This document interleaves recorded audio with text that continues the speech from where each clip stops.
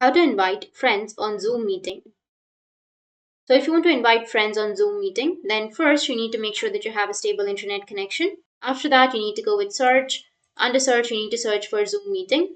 And here you need to go with the first option, which is zoom.us. And you need to go with new meeting. Make sure that you've logged into your account. And after that, go with new meeting if you want to start a meeting immediately. Now, after that, you just need simply go with participants, which is here on the bottom of your screen. Under participants, here you will have all of your participants, right? So you just need simply go with invite, which is on the bottom left. So click on invite, and here you can go with your contacts or your Zoom rooms or email. So you can choose from the list or type to search. Or you can also copy the URL or copy the invitation and send it to your chat, like your Messenger or Instagram or WhatsApp, any other option. You can go with copy URL, and once it's copied, you can paste it on the chat. Or you can also just go with email and search for email of that person and send the invite.